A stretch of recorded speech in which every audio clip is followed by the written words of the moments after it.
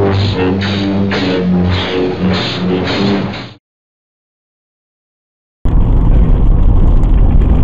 Wargamers, to another Mid-Sussex YouTube video, you old cod. We are on our way to Nottingham. This is a tournament vlog. Yeah, it's raining, and I've already been driving for 2 hours. Hooray! To go pick up Kieran. Kieran is quite grateful, yes, especially in this weather. Yes, I wasn't going to be bacon, which is always good. So yeah, we're on the M25. It's absolutely pissing it down with rain. It's been 30 degrees for the rest of the week. Yeah. Till the last week, which is not, we know, it's a bit away. Show my brush here. Show how rubbish that is. And I don't think it's supposed to improve. No. So overall, hopefully be a good weekend for wargaming. Yeah. Sitting inside. So yeah, we're on our way to GWs Doubles. Actually starts tomorrow, but we're crazy, so we're getting down today. My journey started at 5:30 this morning. Wow. Yeah, oh, there's the traffic. I was wondering when that might show up again. So yeah, we've just left Kieran's. We've got a nice 120-mile trip to Nottingham. Probably getting there around 10:30, 11 o'clock. Yeah. By the time we've had to stop and whatnot. So yeah, if it stays like this, we may pop back during the journey to keep ourselves entertained. Until then, we'll make goodbye, and we'll see you hopefully when we get to Waterloo, which won't be too long, maybe 3-4 hours. Yeah, hopefully. As long as this traffic doesn't go on for miles anyway. Yeah. Well, fingers crossed. For a little highlight for you. Yeah. Woohoo! Traffic. Alright, catch you later, guys. Later. Hey guys, we're back. We have done what, 10 miles? Yeah, about that. 10 miles in, I'll give you a live update.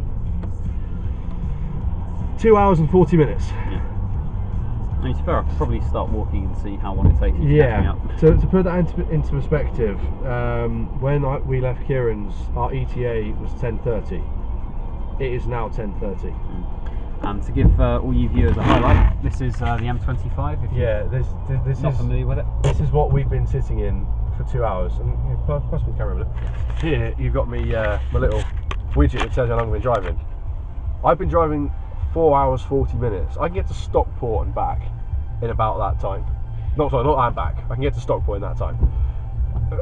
Why? So apparently the motorway is flooded. Right where we need to come off. And then some nut job has apparently crashed as well. There's a big accident, and yeah, it's just completely car parked the entirety of the M25 because it seems everyone's heading north. Yeah. So they know Defence of Rohan and the Final Fate of the Witch King is on sale at Warhammer World, and they don't want us to get it. Well, at the very least, in these situations, at least you're not the one in the ambulance, I guess. Yeah, that is very true. Yeah, that was also weird. We saw 2 unmarked cars with flashing lights. Yeah, with the blues and twos force their way through, which is fine. You know, we can make the way. But they weren't police cars, and they weren't cars that you'd usually associate with undercover police. One was a white van, and one was a black Volvo 4x4. And they're also not the cars you'd assume would be used for emergency situations on the M25 anyway. No. So we're wondering if they were genuine emergency vehicles or just happened to have lights. Yeah, and we're like, I want to get through this traffic quicker, let me through. Nino. And there's a motorbike following one of them as well. Yeah, there was. This is the only time I wish I had a motorbike. I mean, it is raining, so granted that we're inside, we're not getting wet, but so long. It'll all be worth it at journey's end. Yes. Provided we get there. Is this an appropriate time to say, I can see the mountain, we're almost there? Well, so the sat nav says we're only an hour and a half away, which I don't believe. I don't believe for 1 minute, but I know, hour and 45 now, it's just gone on. And apparently we're not in traffic. The sat nav's saying there's traffic in half a mile. So I have no idea what the sat nav's doing. Yeah, well, your sat nav's always been a bit of a force onto it. It hates me. We drove to Cardiff once, and Sam's sat nav, instead of taking us via the motorway, took us off through every A and B road you could imagine to get to Cardiff. I think it was all C roads by the time we got to. I think it was the scenic route. We managed to get into Wales without paying though. Although the amount of fuel I used, I rather paid the £4 toll. So yeah, that's just a quick update. We're still travelling, and I'd imagine we'll still be travelling for at least the next 2 hours. We are 4 and a bit miles from where we need to turn off. Considering we started 10 miles away, it should have taken 10 minutes. I have no idea how long this is going to take. We're being flanked by the military. There's a whole load of military vehicles just to our left. Is it okay to film those? I don't know. Yeah. Well, it's not as exciting as when I was last in Ireland, because I had the joy of being in a car that was driving up one way up the road, and then we just had to stop as a tank with a learner plate on it came rolling down the other way. And just like a couple of guys, like, because they were sitting in the top turrets and looking around, but they just had this general, they looked lost kind of look on them. Yes, our old factory used to be right next to a military base. Oh right. And I was driving along it. It was a dual carriageway, and it was like going up a hill, and then all of a sudden, like the top of the hill just started to shimmer, and all of a sudden this tank just came over the top of the hill, and I was just kind of like, tank. Because it's not like you see every day. You don't see a tank driving towards you, unless you see L plates, all dudes sitting shotgun on it, looking like they're having a whale of a time. Yeah. I'm just thinking, right, my car's probably on the value 4. Yeah, I'm gonna move all the way over this way, stay out the way of the car, not out the way of the tank, and not annoy him. Anyway, there might be more updates. Yes. This whole video might just be of us like stuck in traffic for the next 3 days as we try to get to We're still on the motorway. They've not let us off. We've not turned around. Sam's been awake now for 36 hours. Yeah, I mean we have got some snacks. Have they gone? Oh God, the snacks have gone. Calm down, Sam. Calm down, Sam. I have some Pringles somewhere. I'll have to find them in a minute. So yeah, maybe we'll come back when we actually get out of traffic. Yeah, be nice. Maybe. Anyway. Till then.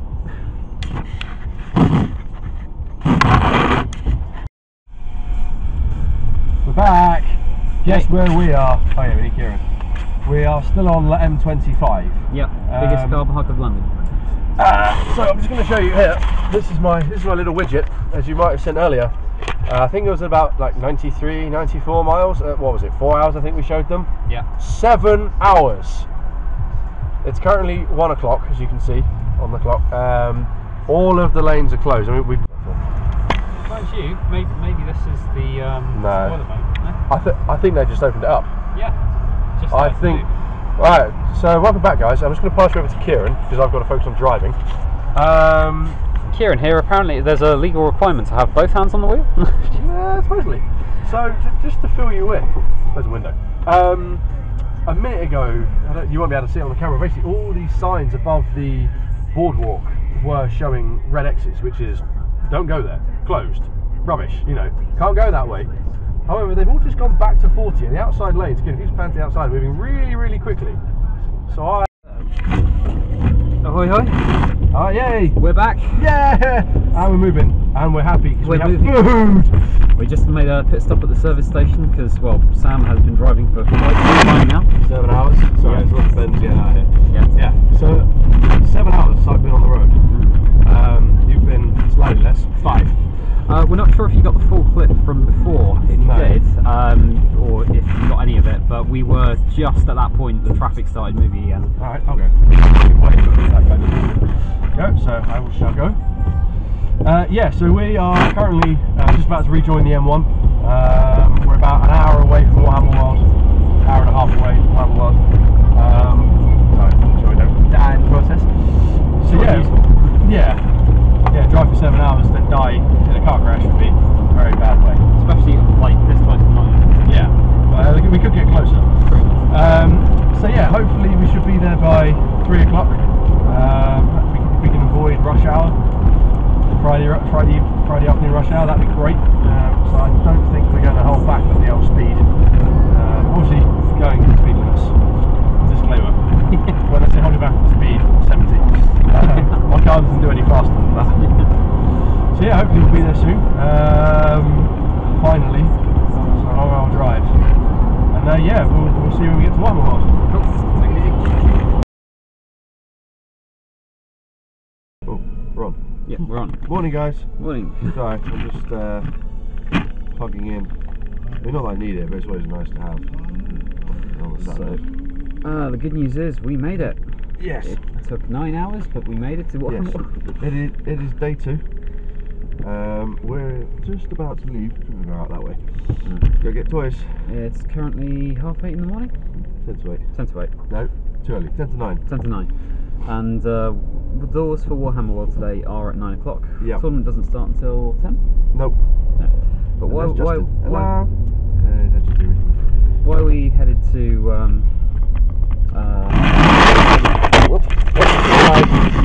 why are we headed there so early? Toys. What is it they've got on today? So, as you probably know if you follow the Facebook page, they have Friends of Rohan, they have Final Fate of the Witch King, and also we're hearing Gandalf the Greyfoot Mounted and Osgiliath Ruins. Yeah. Between I go. So, lots of stoof. Yeah. Awesome stoof that I want. I think they've also put a limit on the number of Final Fates of the Witch King and Defenders of Rohan Yes, to survive. 2 They are per person. limited. Yes. Yeah. Do we think that's because they're in limited supply, or because they don't want the eBay stock list building up again? I think it's partly due because they want everyone who wants one to get one. I think there's also one per person would have been. I say unfair because I think they realise a lot of people are asking people. So like me and Kieran have been asked to basically fill out our application For people who can't make it. So I think there would have been even more of a backlash if they just made it one per person. I wouldn't have minded because that would have been really really cheap. But no, so yeah, we're hoping to get there nice and early so we can pick up some sets. And then right around, we'll just have a bit of breakfast because we're basically foregoing breakfast to get toys. Yeah. Oh, there'll be breakfast there. Yeah. Yes. You really don't got the hang of this shit, have you? Oh. Sam goes round the corner, camera goes whee. Maybe it is. Anyway, guys, we're off to Warhammer World now, and we will catch up with you when we can.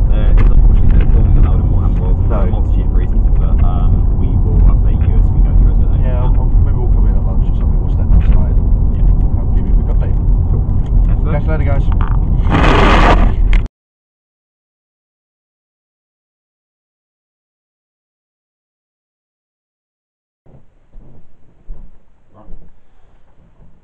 Welcome back, guys. Oh, we're a little bit far away. Hello. Hey, hello you over can there. see us all the way over there. Yes, we are back at the Premier Inn.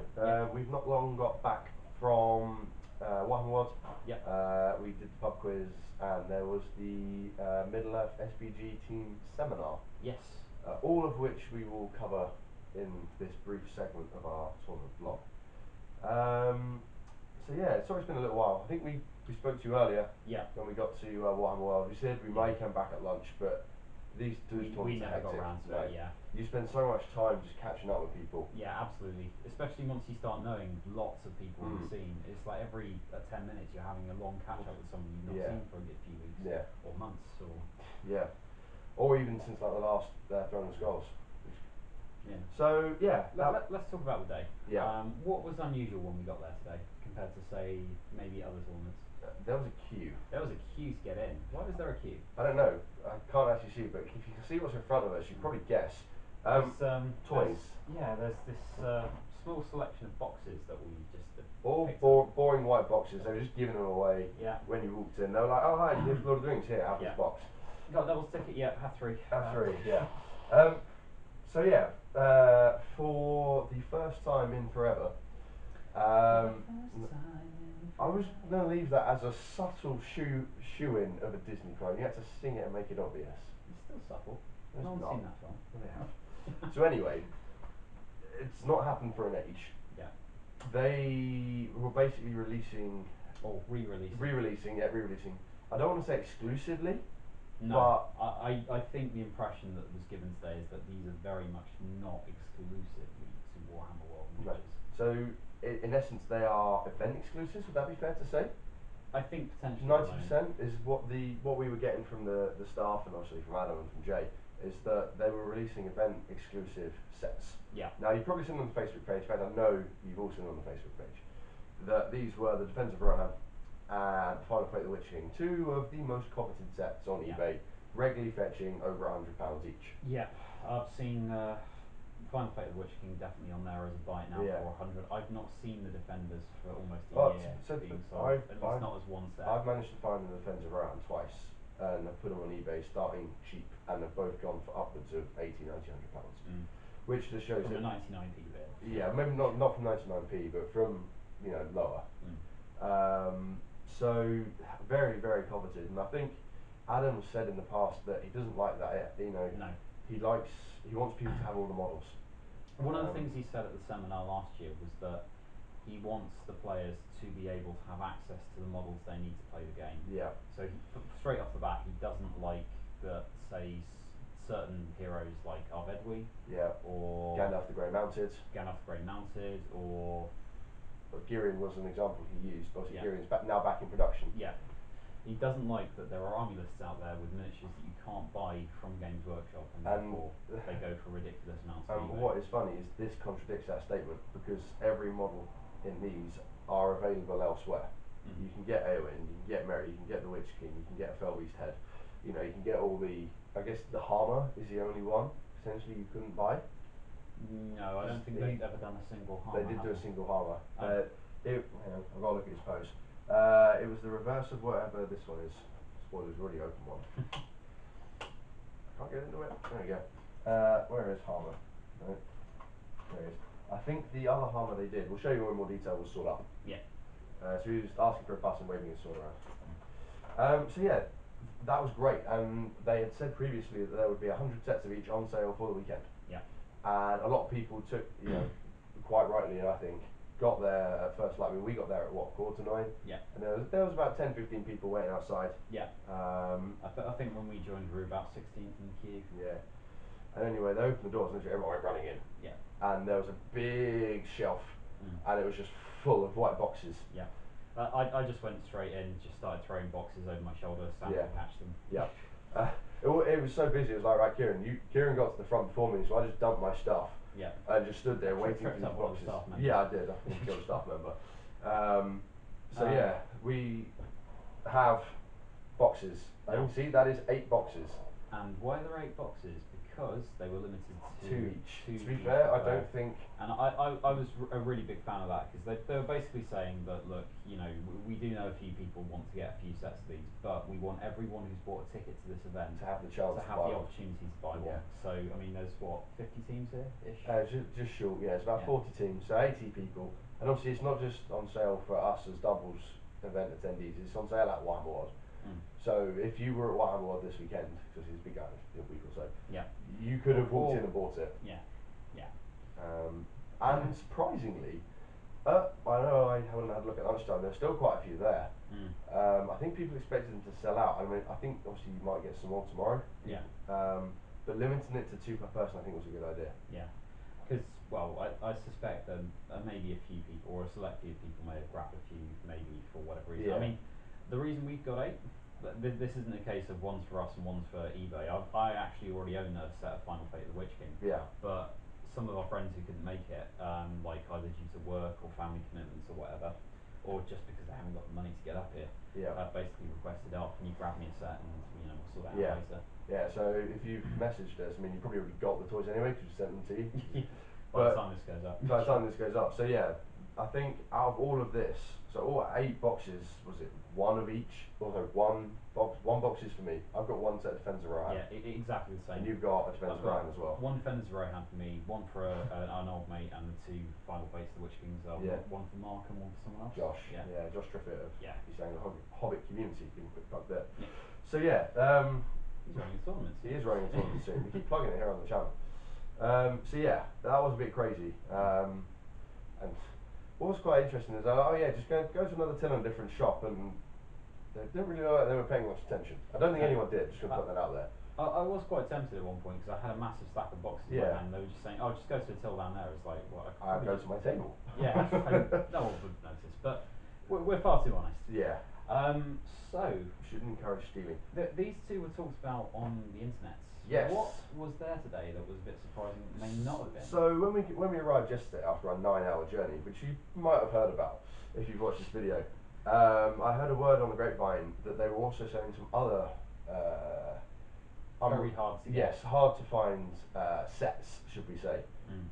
One of them was a bundle deal. Yeah. Oh yes. Which you might see this great big box here. Which they haven't done before. It's a white box. What do you think could be in it? Thankfully, this isn't breakable. This is the Ruins of Osgiliath times 3. Times 3. That's basically 3 sets for the price of 2. Yeah. Or so this was a 40 quid box. Yep. The normal price for the kit's 18 pounds. Correct. So in total, you were saving 14 pounds by buying this. Yeah. If you've not got, this is or as of right now, it's on the website. Yeah. Whether it will be when I get this uploaded, I don't know. But if it is, go buy it. Yeah. Because these sorts of sets are things that Games Workshop look at when it comes to other plastic miniatures. Yeah. You know, and it's definitely a case of, you know, how often does Games Workshop do a bundle deal? It's a never. relatively recent thing. And how often do they do a bundle deal where you basically get a set of ruins for free? Yeah. I mean, this is practically buy one get one free. Yeah. From my perspective, anyway. Yeah. If I didn't own 9 sets between myself and the club, I'd have probably bought a set. Well, this will be 3 plus 1 I have at home. Yeah. And the way I see that, that's enough. Yeah. That's enough to fill out a standard gaming board. Yeah. Buy another one, you can make Osgiliath. Yeah. So yeah, that was on sale, which was completely unexpected, completely out of the blue. Didn't know. Might have thought there may have been like Osgiliath Ruins for £18 for one, but never a bundle deal. So good job, Games Workshop. That gets both our votes. Everyone we spoke to was like, "What?" Having bought this, I'm still tempted to buy another one and actually make Osgiliath. That's what deals do for people. Yeah, maybe we should like split a box. I'll grab another one. We'll split the other one. Yeah. And also, waffling on. There was a very. Was this fellow? I'm gonna go to the camera. Oh, if I can move. Now you've got a this few guy. seconds to guess what might be in Sam's hand here. Yeah. He's never late. I'm not sure how well you're going to see this. This, my friends, is Gandalf the Grey Mounted. Now, we knew he was coming back. As you can see, his foot and mounted. The first time, apparently, they've done foot and mounted. A foot mounted clan pack for Gandalf, sorry. And he's back. We knew he was coming back because we saw him at, I want to say Warhammer Fest, or one of the open days. Oh, just got the boxes. You know, he was showing that he was coming back, but he's back now. Yeah. He's on the website. Go get him. £17 for to mounted, which when you consider a fine cast euro is 25 or 30, bargain. And it's one of the best models in the range. Yeah. Gandalf the Grey Mounted is insane. I love it. Not only one of the best models, also one of the best in the game. How often do you see him as major support for some of the big armies out there? Absolutely love him. Blinding Light, love the Sorcerer's model. Blast, Terrifying Aura. Yeah. He's got and Immobilize. Yeah. He's got and Command. Yeah. You know, if you need a caster, he is up there. Yeah. And also it comes with the original Gandalf in metal. Yes. The Rivendell Gandalf, where he's like, probably one of the most awesome poses. The one from Fellowship, that scene where they're just walking over the hill, which is still one of my favourite scenes. It's one of the best bits of music across the whole 3 movies. Yeah. So that was completely unexpected. I mean, I didn't buy one because I already have Gandalf the Grey Mounted, and I used the Breakman Fellowship Gandalf. This is the one that I bought for myself. I actually already own Gandalf, but my little brother plays, so it's probably going to skip for him. Yeah.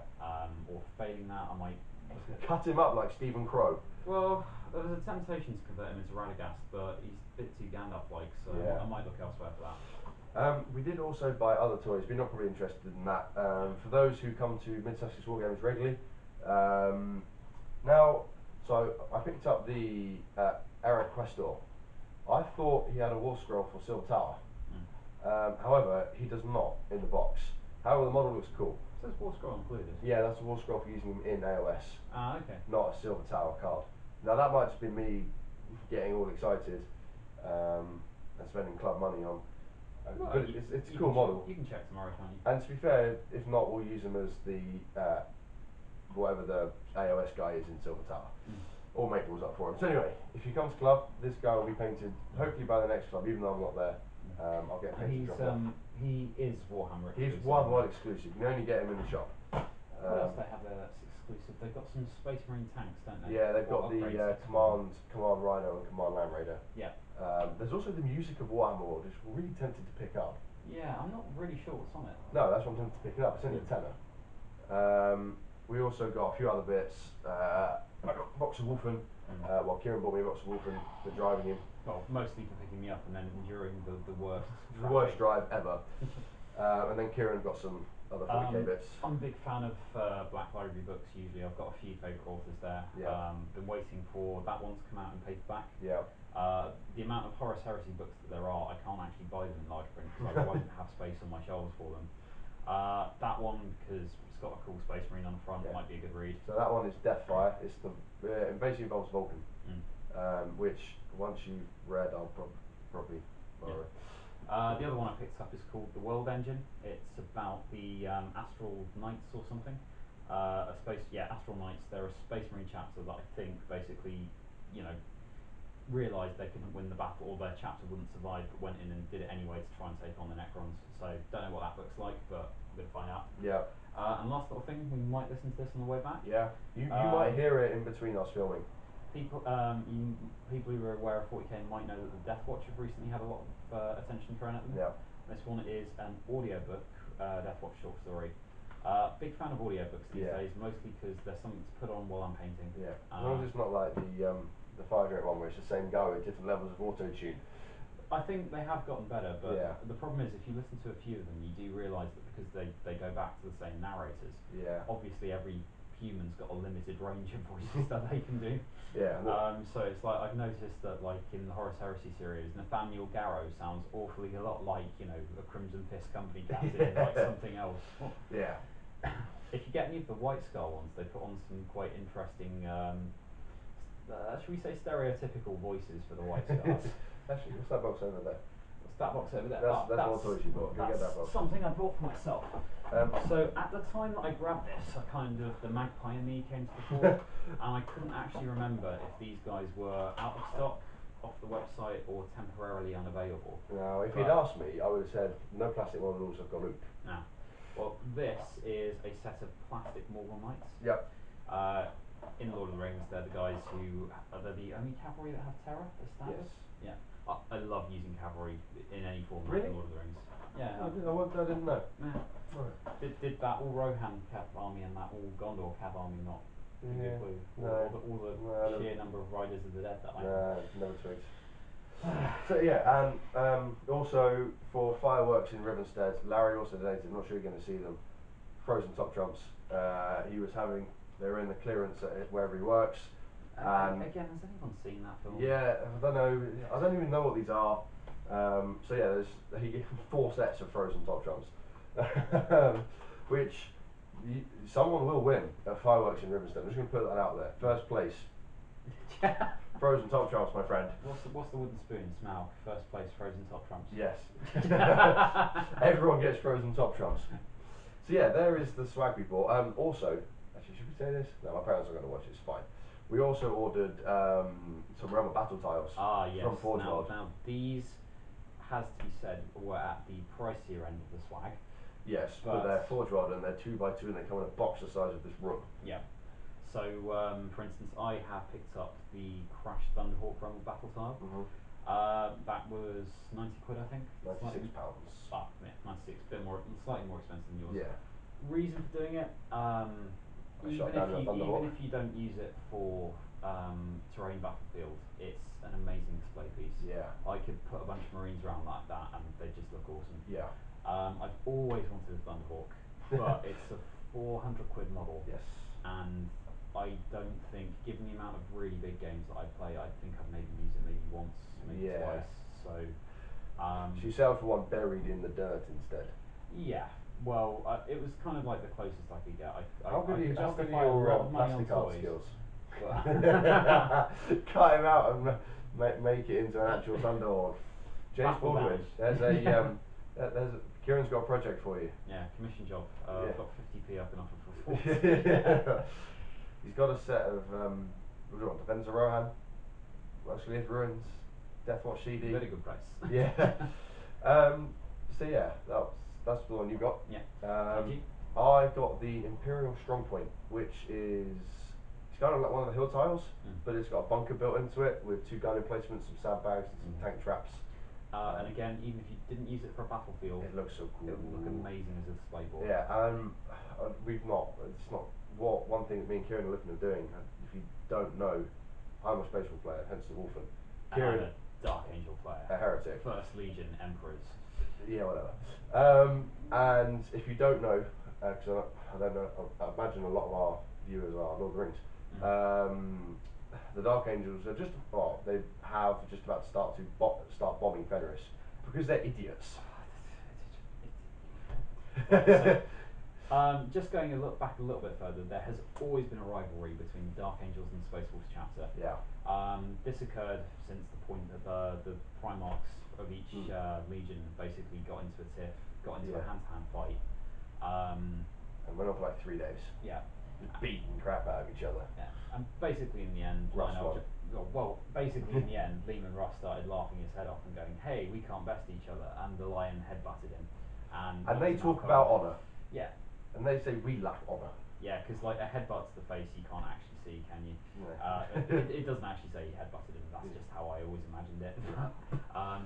When Russ wakes up, the Lion's gone, and all the Dark Angels gone, and from there the rivalry was born. And from that point on, whenever the Space Wolves and Dark Angels meet, there has to be an honour duel. But latest twist to the 40k fluff as it's all pushing forward. Dark Angels get infiltrated by chaos. Dark Angels chapter has rocked up into Fenris to purge some mutants. Yeah, some mutants that go by the name of the Wolfen and are clearly in league with the Space Wolves. Well, certainly appear to be anyway. The Dark Angels, my actual main army for 40k is the second company Dark Angels Ravenwing, who are all on bikes and land speeders. And Samael. He got his knickers in a twist because the Fire Howler left him on a planet full of demons. He turns up on a planet full of demons to find a bunch of Space Wolves walking around, not fighting demons. No, we fought demons. Yeah, you were fighting demons. We fighting demons. We were looking for these guys. I mean, clearly we're not fighting demons. You were looking for these guys to cut them open. We were looking for those guys to hand over to the Grey Knights. Yeah, they don't care. What the Grey Knights do with them is up to them. Yeah. But yes, so it's all going down in Fenris, the Space Wolf system. The Dark Angels chapter has turned up with the Tower of Angels, otherwise known as the Rock. Yeah, which is our. They made a planet fly. Well, we made what was left of a planet fly. Which, if I remember correctly, don't they fire it up using a demon engine? No, they put a warp engine on it. It's not a demon engine. It's probably demon. If you read the Legacy of Caliban series, I'm not going to give anything away, but it goes into some of the secrets about the Tower of Angels a little bit. Yeah. I'm not going to say anything more than that. Yeah. So to cut the long story short, we're basically having a Space Wolves versus Dark Angels. Yeah. So I have a realm of battle that is unpainted that will be painted as Fenris. Yeah. Obviously my strong point tile will be painted as Fenris. I haven't managed to persuade Kieran to paint his Thunderhawk tile as Fenris, but I'm working on it. I'm getting really tempted. At the very minimum, I might paint it with a kind of generic ground scheme and then just cover it in like some suitable material to make it look like snow.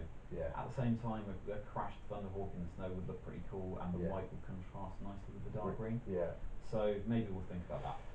So that'll be coming probably next year now. It's a while off. Yeah. We both own substantial amounts of Space Wolves and Dark Angels respectively. So yeah, we need to get those. I've never actually managed to point them all up. No, I've not. I managed to get. I managed to put them all out the dining room table and filled up the table. Yeah, I've done the same. But we are divulging off the subject. So yeah, we bought those from Forge World. I also ordered a few other bits from Forge World for other people. Yeah, I ordered some axes for a conversion project and one of the command tank rhinos. Will that be for the Angels? Yeah. It's a model I've always wanted. It's again because it's Forge World, it's a little bit pricier by comparison to what you can get. But it looks much cooler. Yeah, it's that thing of you can't get it anywhere else. No. It's quality Forge World resin and it looks really cool. Yes. So Lord of the Rings. We bought our swag. We missed breakfast. Yes. To get in the queue for the swag. Yeah, which to be fair we didn't need, but you can never, we could have got there, could have been 100 people waiting outside going, give me toys. Yeah, so we played 3 games. There's only 5 games, which I think is good. Any more, it'd get too much. Yeah. So our army, also we'll do my half of the army, is a generic Wraith. He has 2 might, 8 will, no fate, which in hindsight was a bad idea. He is leading 8 giant spiders. I then have Berna, a Spider Queen, and then King Trevor, Lord of the Castellans, Slayer of Mamax. The Morgul Murderer. Yes. The guy who won his pit fight in the arena competition at the Seven Stones. But pushed at the same time. And that is 500 points on the nose. Say, because Kieran mentioned we had very similar force to Seven Stones. And we kind of enjoyed playing it, didn't we? So we thought we'd do the same again. Kieran, your half? So my half is led by Drozak and a Wild Chieftain, and on top of that I have a grand total of 8 bat swarms. 8 bat swarms, all the bats! Because we realised at the last minute we were a little bit underpointed. We Yeah. realised there was just enough room to put like a goblin prowler with 2-handed weapon in with Drozak as a bodyguard. And weirdly he's been doing pretty well. And you also have Jim. Oh, Jim. Lieutenant of the Castellans. No, Jim just... He's just Jim, he's not got a title yet. Well, he might be the tea maker of Doggerel. Yeah, it's Jim Ed Bulls Castellan. Yeah. So, in all my haste to leave or to pack on Thursday, I forgot to pack a second Castellan. Kieran forgot to pack all of his models bar the bat swarms. I packed the bat swarms, I just didn't realise that I needed to bring a Wild Chieftain And or a Drozak. Castellan, because I assumed like last time just been Sam. Yeah. Thankfully, the Wild Chieftain and Drozak were in my case from a previous battle with Chris. So we had them, and so we were both 10 points under. So I added in Might and Will onto the Wraith. Kieran added in the Prowler. So fairly, I think we've got 24 models in total. Yeah, it is not a big army, and we don't actually have that much might. No. We've got 2 with the Wraith, 2 with Drozak, 1 with the Wild Chieftain, which can only be used For him. for his heroic actions or actions that will affect wargs, and Yeah. stand fast can only affect wargs. And there are no walks. Not in this list. We did have some last time, Yeah. and they weren't too bad, to be honest. No. And also there's 3 with Buddha. Ah yes, 3 on Burda. So yeah, that's our armies. Table game 1 we played. Who did we play? Oh. I think we remember this. The first one was Hold Ground, Yeah. and we played. It was Dan Bird and Crispin Of course it was, yeah. Yes. They had a Gondor and Rohan magic mix. Quite a nice army as well. It looked very nice. Dan had done all his Gondor in non-metallic metal. Looked gorgeous. It's a shame he didn't get it all done because he was borrowing a few knights and whatnot from different people. Because if he had, that would definitely been his best army. Yeah. Look, absolutely gorgeous. Crispin had his Rohan, and it was Faramir, Baragons, and Aemir. a captain, and then Aemir, Oakenbrand, and a captain. Yeah. With riders, red shields, a son of Earl, and then normal warriors, Minas Tirith, a few Osgiliath veterans, Oh, and which some converted. and some Citadel guards. A few Citadel guard with bows and spears, and some knights of Minas Tirith. Yeah. Now, I think, had we played that properly, I think it's quite important to mention that this is a fun tournament. although I did just stopping you there quickly, the winners decided on VPs, not on most sporting, apparently. Really? Yeah. I only found this out after game 3. I thought it was most sporting, We have some catching up to do tomorrow. which will explain some of our antics. Yeah. So, Kieran, it's all about the fluff. At the same time, We're here to have a bit of fun. Yeah. I mean, again, you play games for the reason you choose. Yeah. Some people want to win. Yeah. And that is fine. If you want to win, play that way, but be Yeah. honest about it. Don't Yeah. try and conceal what you're doing for the sake of something. If you want to just use a cool army, have some fun games, meet some Yeah. new people, that will be apparent. Yeah. And everyone has to find Yeah, out about these guys were obviously, they just wanted a fun game. Dan Bird doesn't play a lot of Lord of the Rings. He plays a lot more Spartan games, and I know Crispin plays a lot of Lord of the Rings. He's come to our events a few times. So anyway, it was whole ground. Obviously, we had the speed. Yeah, they had speed as well with knights, but obviously our bats flew further. I think the big thing I was worried about is that cavalry is actually quite good against our army, because once you start knocking bat swarms down or spiders, because we're only defense 3, you can easily inflict a lot of damage. Yeah. Only one rider can take out a spider quite easily. Yeah. If he gets the charge. And I mean, they got quite lucky with their deployment, didn't they? They managed to get the bulk of their force all on the top board edge, so their own board edge, and then we got to place their Rohan captain, like 5 dudes, down on our corner of the board edge. I think the big difference is they came on first, and we managed to pick one of their elements, but it didn't really matter too much. No. We went, so we bought on all our stuff, literally all 8 bat swarms, all 8 spiders, all on this warband of 5, and pretty much we wiped them out in a turn. Yeah. The captain got enraged, battered, and spidered. But then so that was the bulk of our force. And also we had the Castellans over here somewhere, and Berna just running around in the middle. The Castellans got picked where they came on. Yeah. They don't have any might. No. So they basically just Stuck them in the corner. They took the long road in. And the Spider Queen came in the middle. I don't know why I put her there. So anyway, we wiped out this small warbands, and then they brought on Aemir and his Royal Guard and Faramir's warband of 12 Origin Ministerial veterans, and was like, we can't really leave them. So we thought, well, we'll just smash them as well. We smashed this warband. And to be fair, we did a lot of smashing. I mean, I felt so bad at the start because we was rolling those Witch King dice, and we got so many 6s. Yeah, unbelievable amount, you know. And Dan and Crispin were fine about it, and was like, I'm so to the point where we're apologising for rolling too many 6s, because even if the dice was cocked, it'd be a 6, and we're like, right, roll to win, same dice, 6, and even when we get new dice, 6.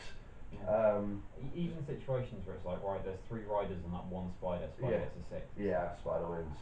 But they just managed to hold us up. So while Aemir and Faramir was his general, held up our army in essence. Faramir did really well. Yeah, the rest of their army. So Erkenbrand and his 10 riders and the rest of the all the other Gondor come this way up. Berda was up the top.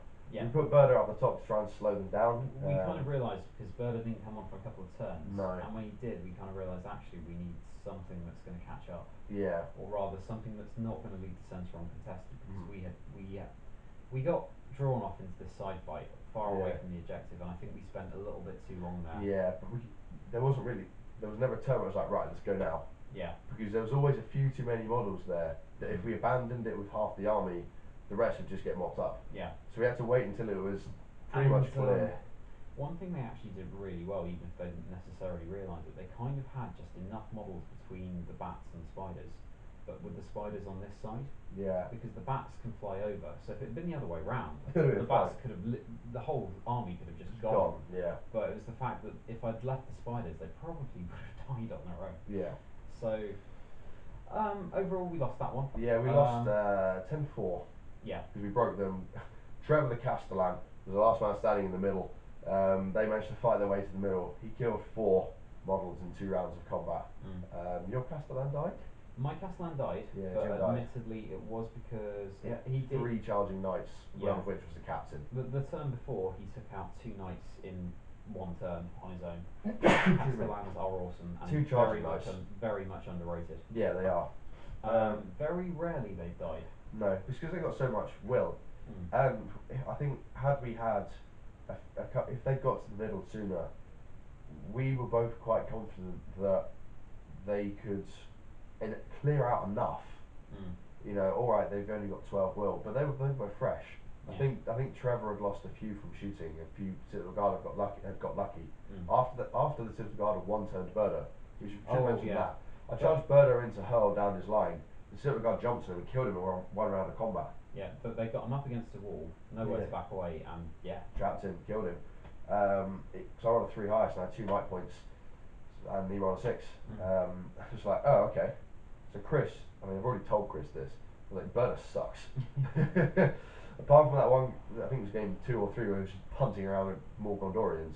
He's not done great. So yeah, that was a 10-4 loss, which we wasn't too fussed about. You know, we was having great fun just smashing up stuff in the corner. Yeah. It was like, oh, we just get to the middle. And in the end, there were a couple of bits, like I threw the Wild Wild Chieftain up against Faramir. Yeah. Mostly just to see who would win. Yeah. Because it's a bit closer than you might think. Wild Wild Chieftain's got fight 6, and is it fight 6? Fight 6 string 5, isn't it? Yes. Right. Oh, is it? No, it's defense 5. Whatever it is. They're quite close. 5-5 strength 6. Yeah, but Faramir just beat it back and then got a double 6, I think it was. Yeah. Slayed him. Nearly slayed the Spider Queen as well.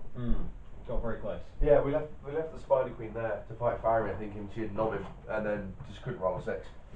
So really fun game. Yeah, great fun, great opponents. Lovely themed army, and one you don't see. Yeah, like good You don't two-thirds see of that army, generic warriors as sheriff. and a good 2/3 of that army was just generic riders. Yeah, You know, yeah. it wasn't like Erkenbrand and the whole army is red shields. There was No. like a warband of red shields with Erkenbrand, and the rest were just regular riders. Yeah, which was nice. You know, most people just go, oh, the red shields. So yeah. At the same time, judging by how quickly the spiders tore through them, maybe there's a reason. Yeah. But that was in our entire army against 5 riders of Rohan. Yeah. Most things will cut down 5 riders of Rohan. So yeah, game 2 was Reconnoiter. And we were drawn up against Lewis Applin and Tom. Yeah. Apologies, Tom, I can't remember your surname. Lovely fellow. And I was like, okay, cool, Reconnoiter, we've got speed, you know, everything moves at least a bajillion inches. And then they put down a Lake Town horde. Yeah. Like 50 odd Lake Town models, and then about 30 dwarves. I was like, huh. Kieran? I mean, their break point that we found out in that game was 43. 43. Which is double our army. Double our army. It's like, okay, how are we going to stop this? Yeah, for this particular army, it was a case of, wow, there's just so many numbers, we can't be everywhere at once. No. We've got the speed, no question about that. No. But it's like, we can't afford to just go off for the board edge. No. Because we're never going to win that way. No. So, to start off with, they won first priority. Yeah, they kind of came on 2 distinct blobs. There was a big Lake Town blob here. Oh, yeah, go on. There's a big dwarf blob here with a few extra Lake Town. And one thing that became really important was dead centre of the board, in the middle was like a big set of Osgiliath ruins. Yeah. And I think the blobs very much intentionally went either side of that. Yeah. As a kind of, right, you know. You've got to chase both of us. Yeah. Which there was a point during the game where I looked at Kieran and went, this is over. You know, I mean, it was starting, the drive was starting to catch up with me, and I was feeling a bit. I mean, and it's sometimes it might sound completely mad, but it can be really intimidating looking across at an army and just thinking, "How I've got no chance." Yeah.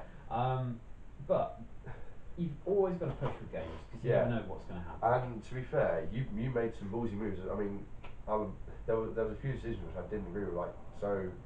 Right, so the Lake Town were coming down one way, the dwarves coming down this way, and we hit the dwarves hard. There were a bit of Lake Town. It wasn't just dwarves. I think there were some Lake Town spears. It was the master, the captain, and so like 6 Lake Town spears. Yeah. In with the dwarves. Yeah. Which was Dwalin, Balin, and Thorin came on later. Yeah.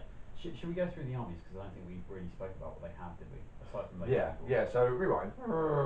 So Lake Town was your standard Lake Town. It was Bard, Alfred, the master, Lake Town captain, and then every warband for close to 48 dudes.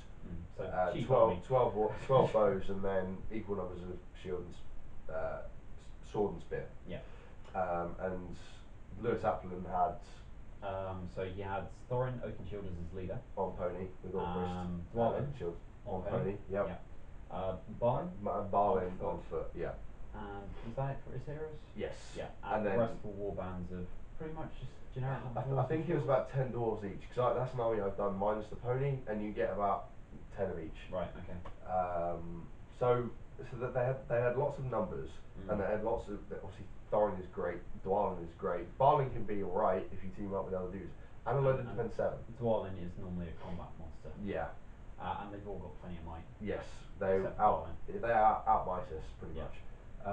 So Kieran's at the bar when I deploy, and I put all my spiders down one side. Yeah. Thankfully Kieran's bats don't come on, but then all the bats kind of go up the other side, because it was kind of a forest that I kind of went through.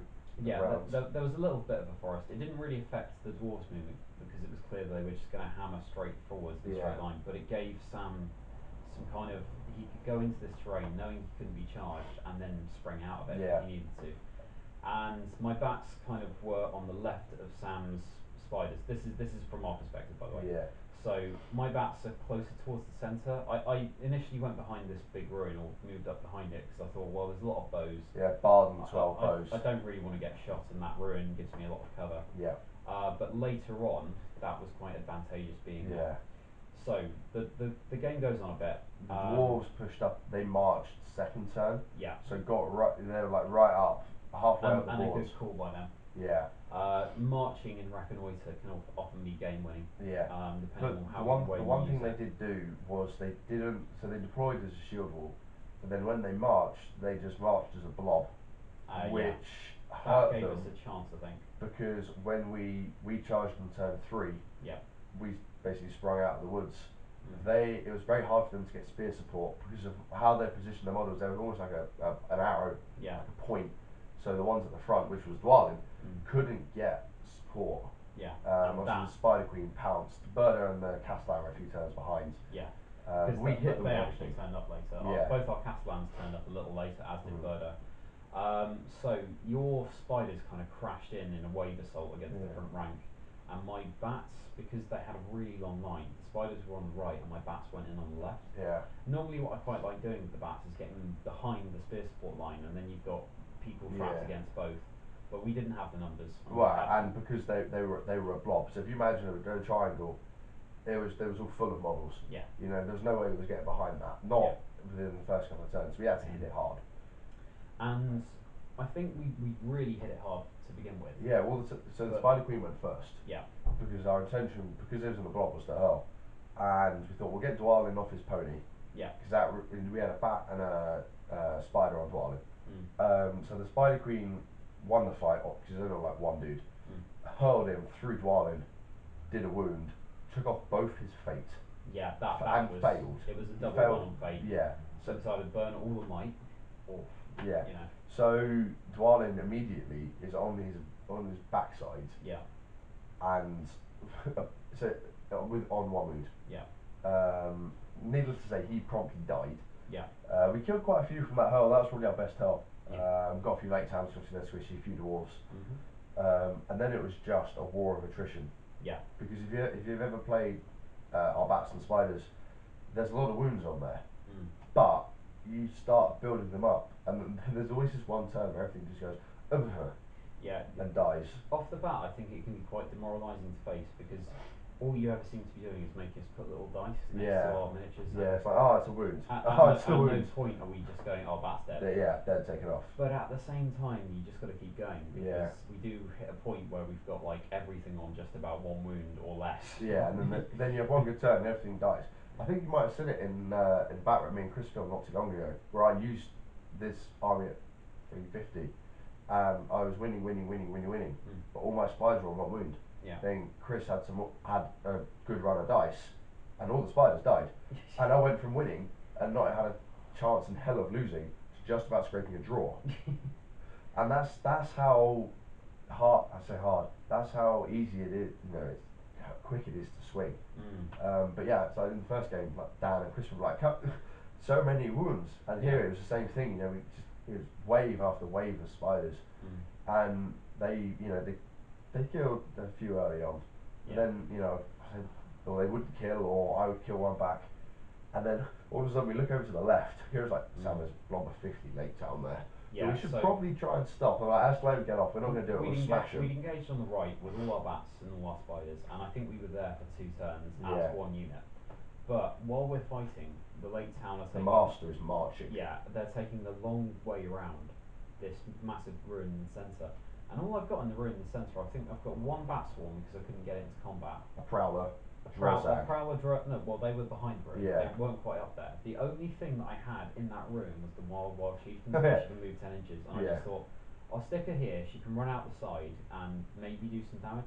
Also worth noting that obviously the master special rule denotes that one of our heroes has lots of gold, so we gave it to the wild chief.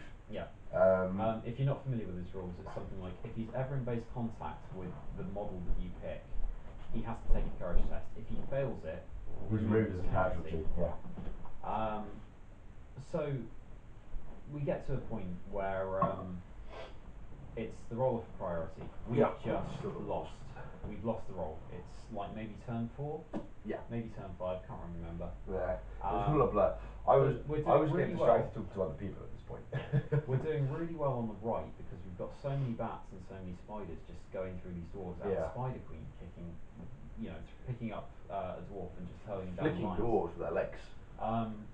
But the issue is, on the other side, we've got all three warbands of Lake Town. 3 warbands of Lake Town, yeah, pretty I much. think they sent the captains to support The dwarves. as Yeah, well. it was Alfred, Oh, Alfred and and Master. also worth noting, Alfred on the first turn nicked some might points off the Bard. Nicked 2 points off of Bard, then gave him. It must have been. He gave him 1. Yeah. Then he took 2. Yeah. And gave him 1 back. Anyway, so I can't remember how it worked, but Bard ended up on 2 might. 2 might, and Alfred ended up on 2 might, yeah. I can't remember the exact things, but I was like, yeah, whatever. if Bard's lost a might point, great.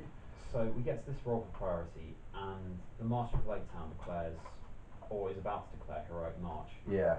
And I think because we'd lost, technically we would have had to make a declaration first, but the guy just kind of went with it. Yeah. Yeah. Yeah, he was quite happy. He was like, well, if you're moving, there's no point in you marching. Yeah, but basically. He was happy with it. We did, you know, like, are you alright? Because we'd been looking at all the spiders and the bats. Yeah. Because obviously that was where the action was. And I was like, hang on, we can get the master we can go and puke gold on him with the wild chief and see if he takes it and runs away. Such wonderful imagery. Yeah. I just decided, right, it's a risk, but I'm gonna go for it. Yeah. I couldn't really see a better thing for the wild chieftain to do. Heroic move, and then I moved her into the Master of Lake Town. Got him to take his courage test, which, as far as I'm aware, happens instantly. Yeah. Double 1. Double 1. He's not saving that. Master goes, along with the might point. But more importantly, along with the heroic march that would have been declared that turn. Yeah. And then I think partly because, I don't think he was expecting that. He just piled this horde of Lake Town around the... One thing we haven't actually mentioned we didn't is mention this bit, yeah.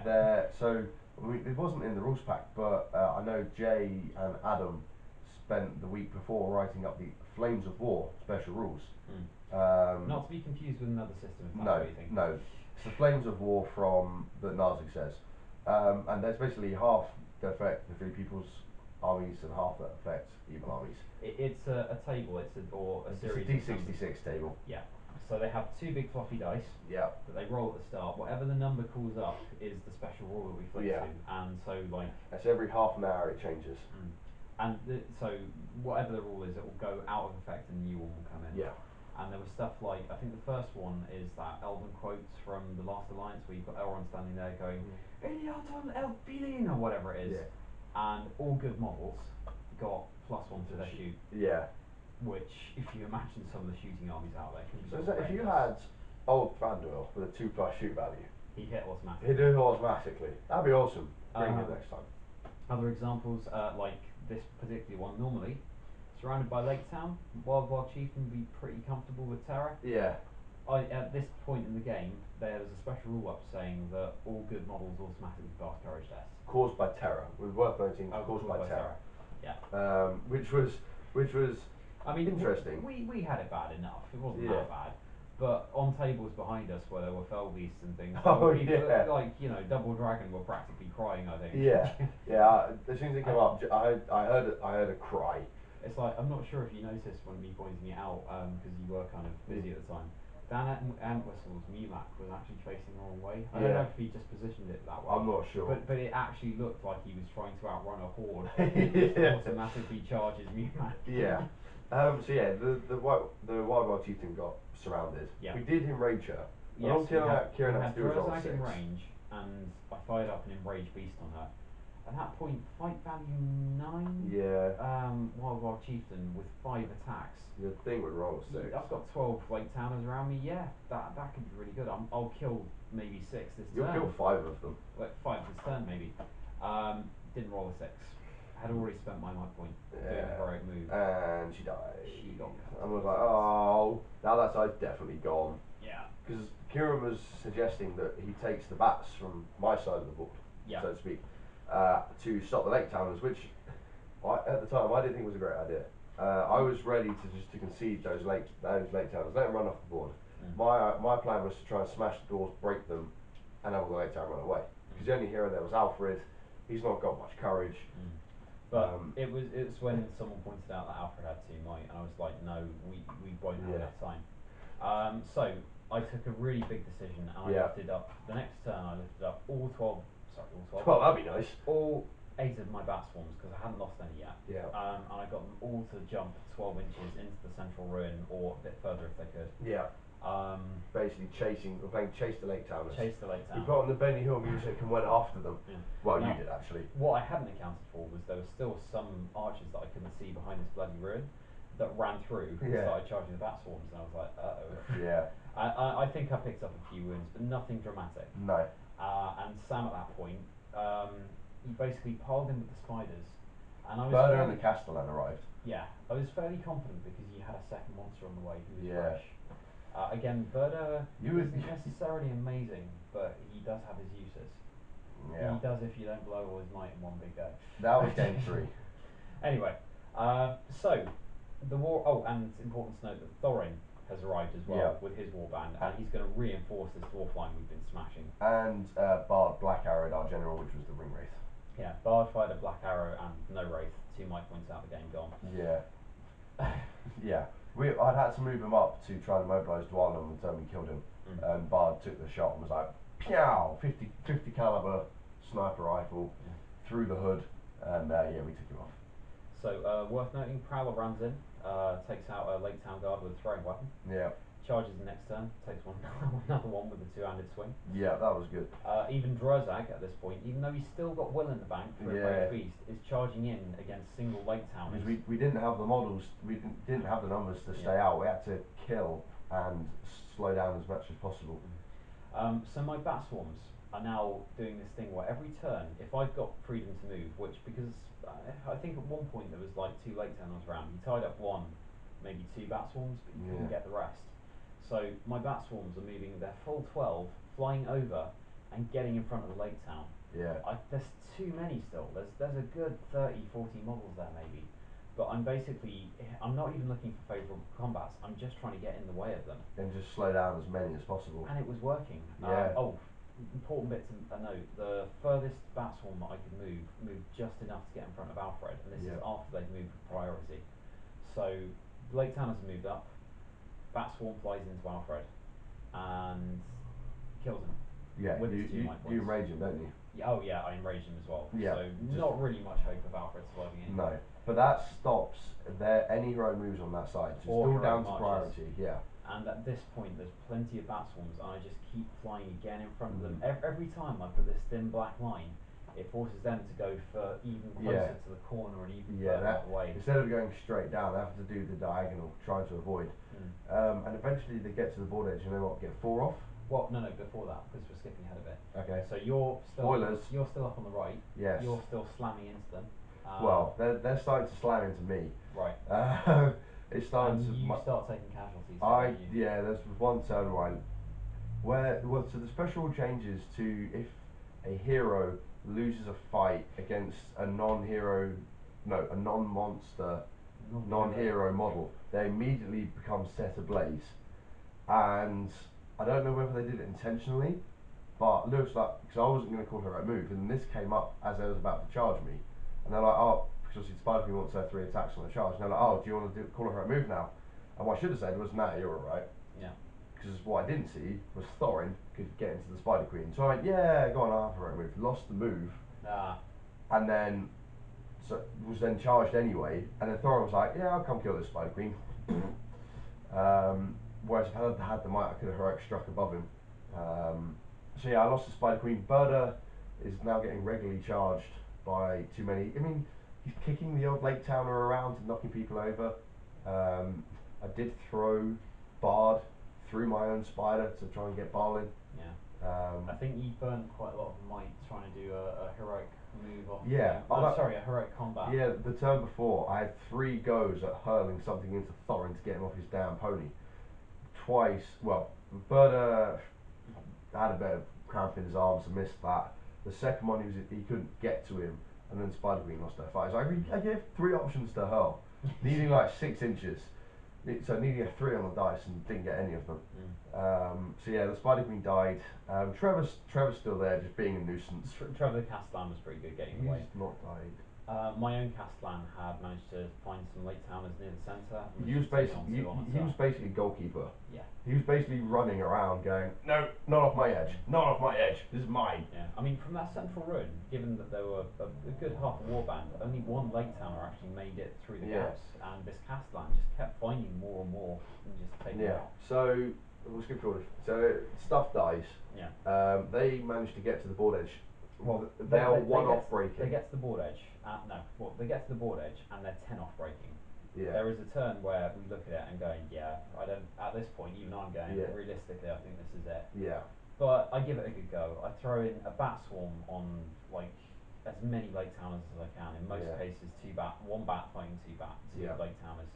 And I have an amazing turn. I just literally have one of those where the dice are just hot. Yeah, so I'm over the other side, and all of a sudden, there's just like a wave of late towners going to the dead pile. I'm like, what the hell is going on? And it's like, you know, at the start of this turn, there were 10 away. I look over to Sam, I said, I've just killed 8. And I'm like, I didn't kill anything. Oh. Go for me, with all my spiders. And I think, weirdly, it was like Drazak in the centre who's fighting a late towner. Oh yeah, we've got to do that one. Wins the fight, kills a late towner. Yeah, I think they're one away from break, or they were on their break point. So we need to kill 43. We got them to 42. Yeah, which is crucial. All down to priority. Yeah, because if we killed one more, the next turn there's a high chance that a lot of the late towners who weren't killed and were on the board edge would run away. Because there's no heroes left. No. The Lake Town captain died to your spiders. Yeah. The master of Lake Town got taken out by the Wild Chieftain by failing his courage test, and Alfred died to an enraged bat swarm. There's very little left. Yeah. Bard's still kicking around, but he's over with me. So, dice roll. Yeah. We lose priority. Yeah. The Lake Towners get 4 of their dudes away. Yeah. We also forgot to say, right at the start of the game, we slipped a spider off the board edge. Yes, we had 1 point. They killed our ring wraith, 3 points. So it's currently 3-1. They get 4 off, it goes to 7-1. Yeah. Again, this is what Chris from Club was at 1-1 today, so I was chatting to him. There was a few guys from Spartans who I was talking to. Matt Davies showed up, and because the table was on, I was right in the walkway. Yeah. So it was cool. Oh, so how are we doing? Yeah, it's cool. Because I thought we had lost, I wasn't too fussed. You know, while Kieran was moving, I was just having chats, which is kind of what it's about. Hopefully, Lewis and Tom didn't mind. Hopefully, you didn't mind. Even in slightly more competitive scenarios, like say if we'd really been playing this Wednesday, which we haven't been. No. I like doubles because it does mean things like, right, I'm going to go to the bar, I'm thirsty. Yeah, get me something, I'll keep playing for us. You know. I love playing doubles because you just got mate. Yeah. So it's 7-1. We've got nothing near any board edges. Nothing. And that's not true. We've got our own Castellan dropping back as goalkeeper on our own. So yes, we've got stuff near our board edges, but nothing near their board edges. Yeah. And it's kind of like, how can we win? And we're just kind of throwing stuff in, and then Kieran goes, Sam, move that bat swarm towards the board edge. Sorry, move that spider out of combat towards the board edge, to the corner. I'm like, well, alright, whatever. Move them out. And then all of a sudden, these swarm of bats just go straight across the board. I'm like, okay. Kieran's got a plan here. Just for clarity, I saw that Sam had a spider right close to the enemy board edge. It was our closest model. Yeah. And he was fighting 2 dwarves. And I just looked at one it. One dwarf. I just looked at it and it's like, that dwarf is never making off our board edge. Of all the things to worry about, killing him, because we're 1 away from breaking them. And I knew I'd break them with the straggling late towners, because while they hit this point where their horde was thinning, and part of the reason for that was they were running off. Yeah. And as they were running off, it was making it easier to kill what was left because they weren't mobbing up. So it's just like, right, and look around, it's like, right, there's about 15 minutes left on the clock as well. Yeah. So it's like, right, there's still hope, just. Cool, we're still filming. Yeah. So I just look over and it's like, Sam, get that spider into the corner. The dwarf's not going to catch him. No. So the spider runs off, and the dwarf then promptly fails its courage test. Legs it. Yeah, legs it anyway. Did we mention breaking? Like, I think we killed. We managed to break them the turn after they ran 4 off. Yeah. All these bat swarms came out of nowhere, and Thorin spends his last 2 might doing heroic marches on his own, on his pony, to get off the board. Because obviously Thorin was their leader. Yeah. So that denies us 3 points, giving them 1. So and we're already behind on leader. So it's 8-1. But then we've broken them. So yes. 3 points. 8-4. Now we're pretty close to breaking in a sense because you've lost most of your spiders and your heroes. Yeah. And I have got a good few bats, maybe 3 bats on 1 wound each. Yeah. So I put those into the most favourable combats when I've got priority. My other bats are mobbing up on Lake Town, and we're doing really well because I keep going for the ones that are about to escape. You've got 2 dice on there, 1 dice. Yeah. And then the ones that still need a couple of turns to go off the board keep failing courage tests. So all of a sudden there is a sea of models that are going off the board, either to where they've escaped or to where they're dead. Yeah. And in total, I think around this point they managed to get, including Thorin, something like 13 models on. So they got up to 10 points. They got another 2 off. They got to 10. 10, right. Yeah, they got 2 dwarves off. Dwarves or light towers? It was I don't think they dwarves. got any dwarves. Yeah, it was dwarves down my side that followed Thorin. Oh, right, okay. There was 2 that managed to sneak down there. Right. I think there was one late towner who ran very early on. He got left behind when you went over to the big blob. He escaped, and then one dwarf escaped. Right. So they're on 10 points. So it was 10-4. The spider that Kieran had pushed into the corner for me, he got off 10-5. Yeah. And at Yeah, that that's point, what- yeah, I just when We got all back kind of look at the board, and realised there's about 5 minutes left on the clock. yeah, Kieran, they realise we might draw. I realise we may draw, and you. What did you think? Do you think we should draw, or did you know we? I didn't have time to do the math.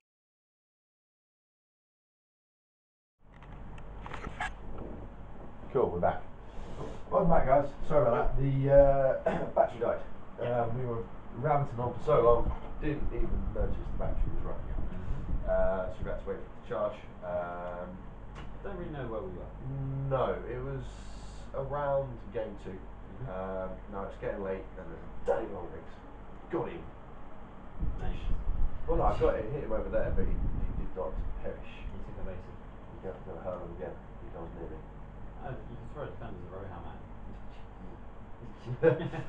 Yeah, so it's getting quite late, but obviously we've got to finish this bit off for you.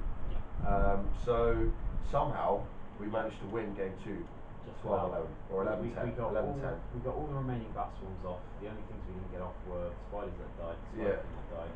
Dover eventually got taken out by Blanc, was it? Was he Yes. part of the tag team that kept No. Express?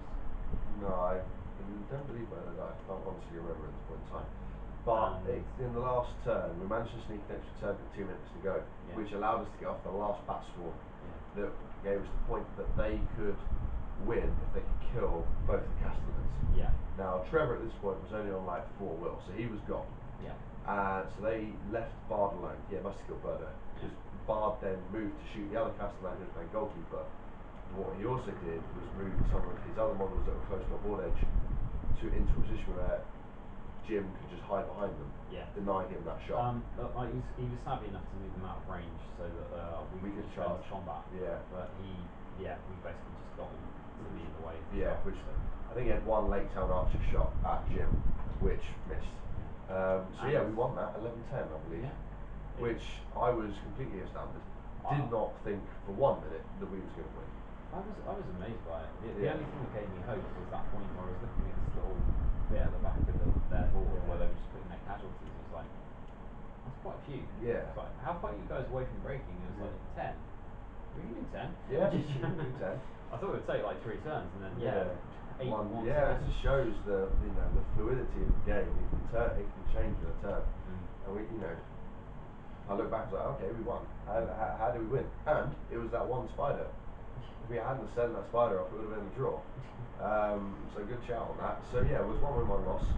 And in game 3, we were drawn up against Mr. J. Keller and Billy Fitzmaurice, who they have history with Trevor. Oh yes. You probably saw in our Seven Stones tournament vlog that we did that Trevor single-handedly slew a runner. Excuse me, with his Rumble Blade. And as soon as they saw him, they're like, he's dying. Trevor is dying. They had Boromir, a nicely converted Faramir, Ranger Faramir on horse, and then lots of Gondor. Yeah. Oh, and Denethor. And Denethor. And for some reason a Hornblower. Yeah. Do you remember the name of the Hornblower? Herbert. Herbert the HB. Hornblower. What? Herbert. Who is leading their kill count, I believe, after Denethor. Yes, Jay and Billy have been keeping kill count throughout the whole tournament of who's killing most between Boromir, Faramir, Denethor, and a random And Madril. Hornblower. Oh, and Madril. Yeah, all the heroes. Yeah. And so far the guy in the lead Is Denethor. Denethor. Yeah, with 6 kills. Herbert on 4. Boromir and someone else on 3. Faramir on 0. Oh, he might be on a few more now because he killed some in our game.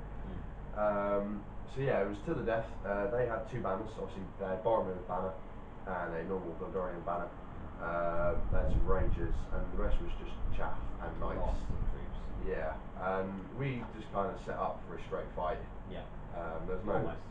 Yeah. I think the last thing we deployed was Traveller Castellan, who went on a sole mission to try and take out like a little Yeah, Rangers. I wanted to bait them, so I literally stuck Trevor on the centre line right in front of their Rangers and sent him in. The Spider Queen sat in woods quite safe from all the cavalry, and it was basically just a big slugfest, wasn't it? Yeah. I think both sides made a good shove at it. Yeah. I think both sides were very frivolous with our money. We literally spent. Boromir spent 5 in the first turn.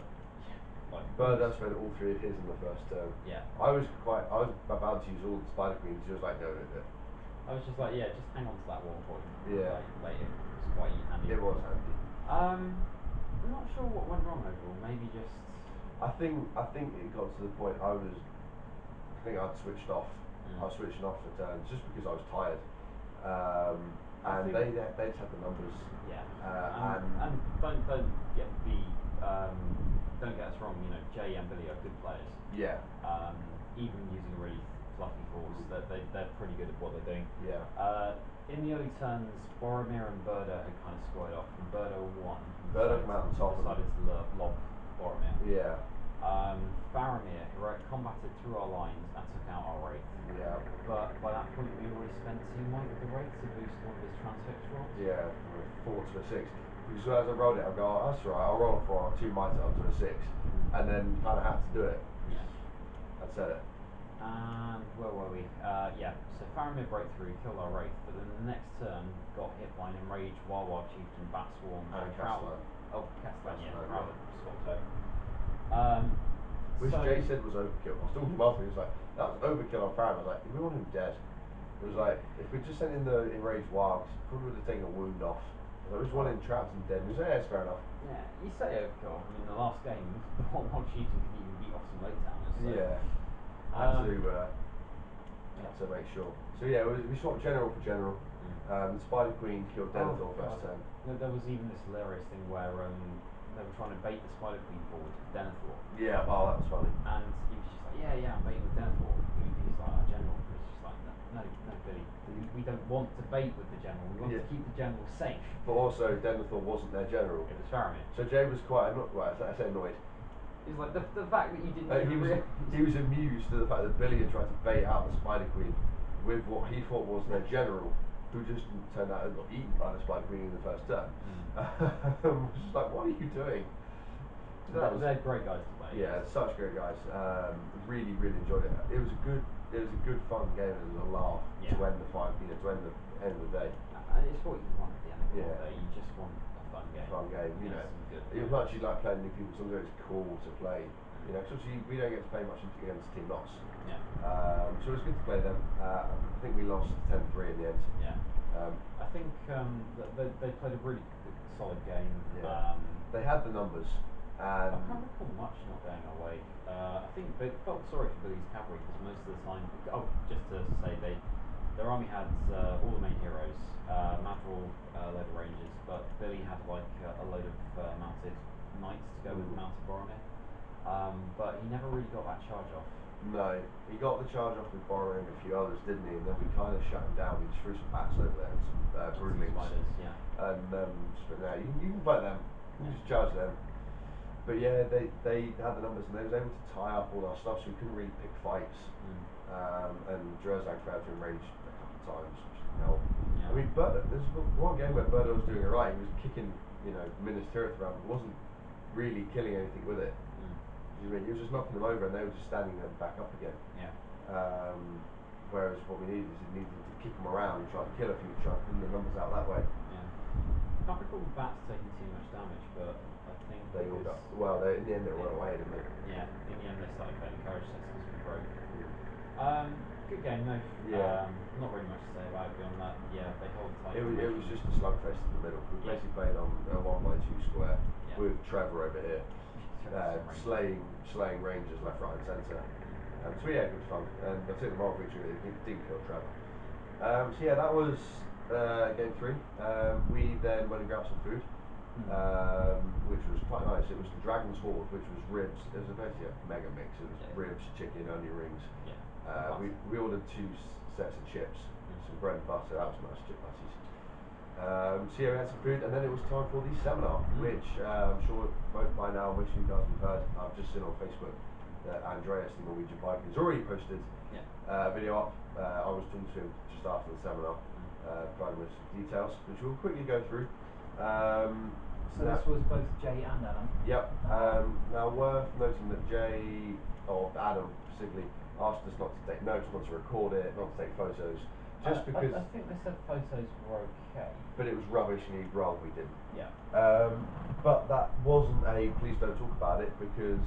Yeah, they're very much encouraging people to talk about stuff. So it started off with some stuff we'd seen before, basically going over it again, you know, the future of the hobby. So we saw the front cover things that you may have seen, like the sneak peeks at the latest Forge World Open. Yes, we saw stuff like that. Boards. They had pictures of Dane. Yep. So the first time we've seen painted pictures of Dane and the GWs Doubles and the GWs Ballistas. Up until now, we've only seen the grey spots. You know, the resin, unpainted resin.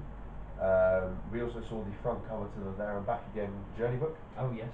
With a load of details. Sounds very exciting. It's got a nice picture of Smile for Bilbo. It's a 152-page full colour hardback. 30 scenarios, was it? 30 narrative scenarios covering Desolation Smile all the way through to Battle of the Five Armies. And even some of the ancient scenarios? Yeah, so it said, I can't remember if it said including 5 appendix scenarios or there was an extra 5 on top of that. So potentially 35 scenarios. There's 5 appendix scenarios and then either between 25 and 30 scenarios. Jay showed us one which is called Lake Town Chase, which is Bard and Bane trying to sneak the Black Arrow to the Windlance, and against them is the Master, Alfred, and Lake Town Guard. Basically, you've got to sneak around jumping from bits of ice to boats, over roofs. I mean, we were sitting at the back, we should have moved forwards, we couldn't quite see all of it. But from what he was telling us, that sounded really fun. It sounded like one of those scenarios that we'll film on this channel, because it'll be fun.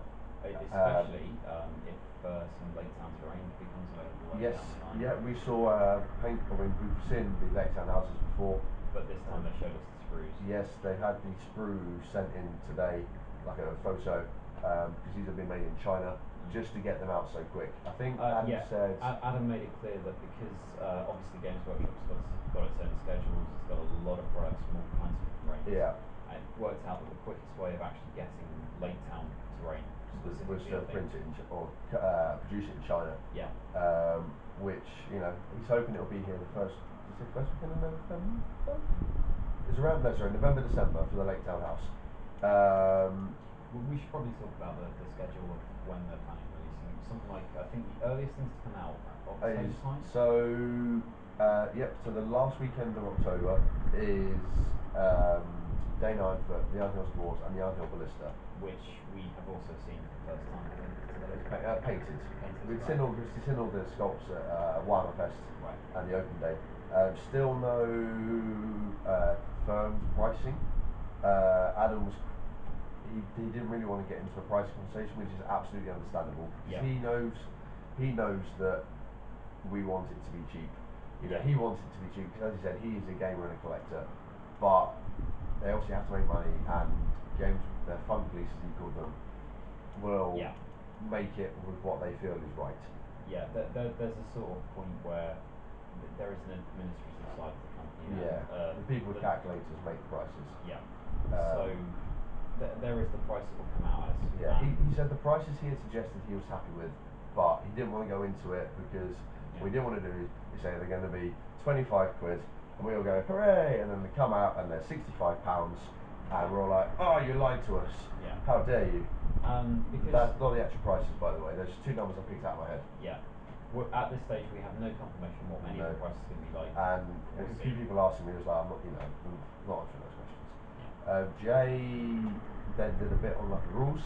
So I think a few things we've heard before, like rumoured. So the Hob armies are going to get army-wide bonuses. So the purpose of this book, just very quickly, is a kind of recap of everything from Desolation and Battle of the Five Armies.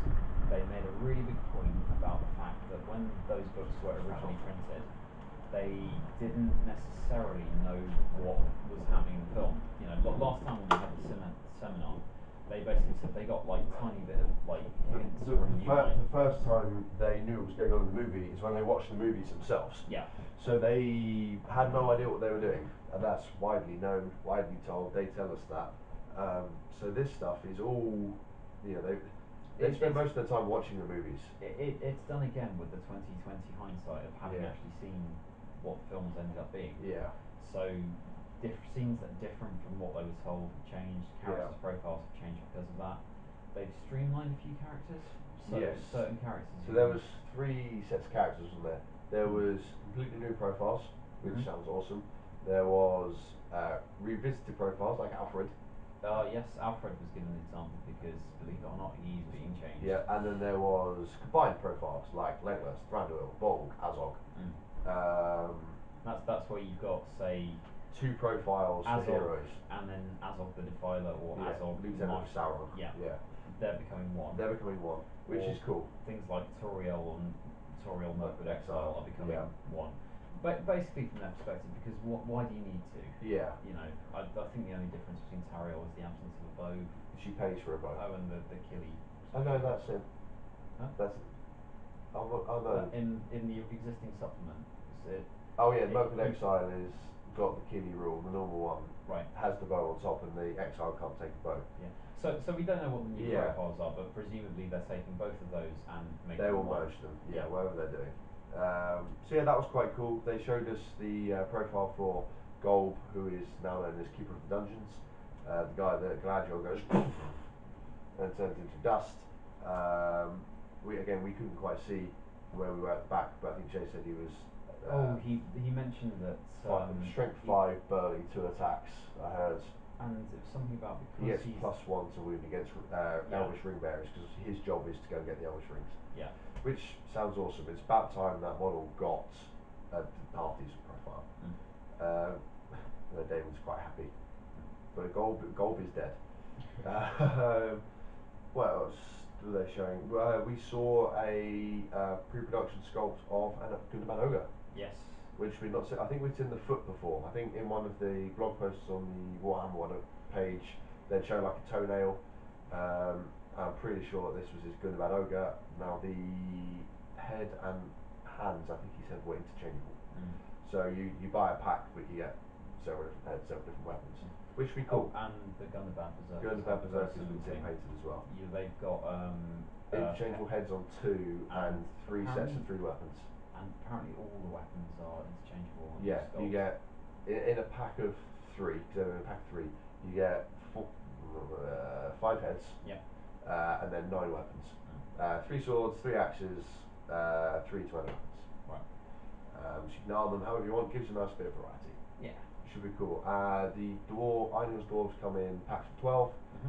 Dane comes in a box by himself, a bag by himself, with options for a scenic base. Very cool.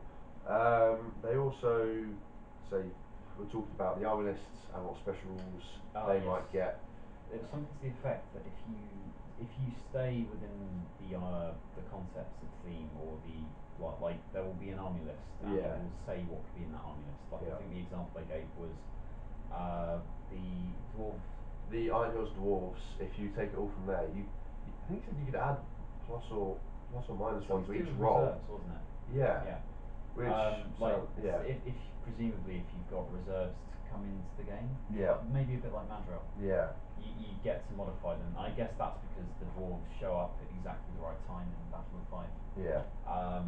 I think he gave another example. Was it the Thorin's company? But when they're on as the champions. Yes, the champions Erebor can lead Iron Hills dwarves. Yeah. And if you take it all from that, they all get the Dubakar special rule. Yeah. Which Killy and Philly have. Yeah.